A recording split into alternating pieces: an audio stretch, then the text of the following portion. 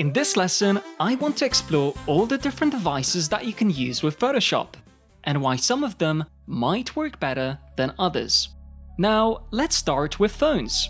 You might already know there's a Photoshop app that you can download on your phone. I think that it's really cool that we can edit photos on such a small device. Maybe add a quick filter, crop an image, or fix the colors on a selfie. But because the screen is tiny and you only have your finger to work with, you can't really create the bigger, more detailed designs. It's still great if you're on the go or just want to make something look nice really quickly, but it's not ideal for learning all of Photoshop's amazing tools. Next up is the tablet. Think of a tablet as a bigger phone, so you do get more space and to see what you're working on. You see, that alone can make a huge difference. You can be a little bit more precise and maybe experiment with more tools than on a phone. However, it's still not the full Photoshop experience. And if you only have a tablet right now, don't worry, it's still a fun way to practice design and you can learn plenty of basics. But for really deep, detailed creative projects, you might find it a little bit limiting. Now, let's talk about the laptop. This is where things get exciting because you can download the full version of Photoshop, whether you're on Windows or Mac. That means no missing buttons, no scaled down features. Everything we'll talk about in this series is right at your fingertips. One thing to keep in mind though is how you control the cursor. A trackpad can be slow or clumsy, so plugging in a mouse can be really helpful. It might sound like a small thing, but having that extra precision makes a huge difference. What about your laptop's keyboard? Laptop keyboards, especially ones on something like a MacBook, can feel pretty flat. You might be okay at first, but if you're spending hours in Photoshop, those keys might start to feel uncomfortable.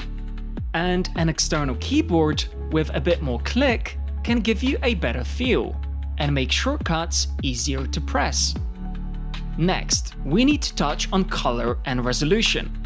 If you have a MacBook, good news, Apple does a great job at color calibrating those screens from the moment that you own one. And on a Windows laptop, see if you can switch to an sRGB or standard mode in your display settings. Please do this if you can to get the most accurate colors. Also, be sure to set your screen to its highest resolution, so you can see all those tiny details in your designs. Try to look for the highest possible number, such as 1920 times 1080 or 3840 times 2160. The bigger the number, the better. Finally, the computer. If you're lucky enough to have a separate monitor, keyboard and mouse, you've basically got the ideal setup for long design sessions. With a computer, it's a lot easier to swap out parts over time. For example, if you want a bigger screen later on, you can just upgrade the monitor. And most desktop monitors let you adjust brightness, contrast, and color profiles. Again, look for sRGB or standard mode on your monitor's settings. And for your monitor's brightness and contrast, the rule of thumb is to always set the brightness and contrast to the same level. For example, 50% brightness and 50% contrast. What about comfort? Does that matter too? If you can, try getting a chair that's at least a little bit cushioned and supportive. You might not think it's important right now, but trust me, as your projects get longer and your passion for design grows, you'll be spending a good amount of time sitting and creating. And I'm sure the last thing that you want to do is use a hard kitchen chair that makes your back hurt after an hour. I remember when I didn't have a proper chair and had to sit on a wooden stool for ages.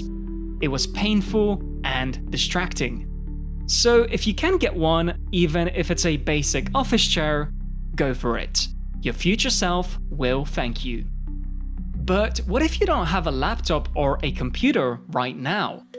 Don't worry, you can still learn a lot on a phone or tablet, like how to think about color, how to place images, and how to spot good design. Keep in mind that this series will focus on the full Photoshop experience, the version that you can run on a laptop or desktop computer. So if you really want to dive in and learn every button, brush and filter, having one of those devices will help you follow along more easily. And hey, even if you cannot get all these extras straight away, like a comfy chair or a computer mouse, just knowing what you'll need in the future is already a huge help. And if this is something you love and want to keep doing, it's definitely worth investing in your creative space whenever you can. So, to sum it all up for you, phones and tablets. They are good for quick edits, practicing basic design, and playing around. Laptops? They are like a portable computer if you connect a mouse and an external keyboard. And finally, computers. They are like the ultimate setup if you can find a separate monitor, a mouse, full-sized keyboard, and a decent chair. So that's the big picture on choosing your device and setting up a comfortable creative environment. If you do have access to a laptop or a computer, you can learn the whole software without limitation. But no matter where you start, remember, the most important part is your desire to create. If you keep that spark alive and stay as comfy and focused as possible, you'll do amazing things in Photoshop. So if all of that sounded a bit complicated, don't worry, just ask a parent or guardian to help you out. They should be able to guide you through any tricky parts and make sure you're set up correctly. So that's it for this episode, but hey, are you ready for the next one?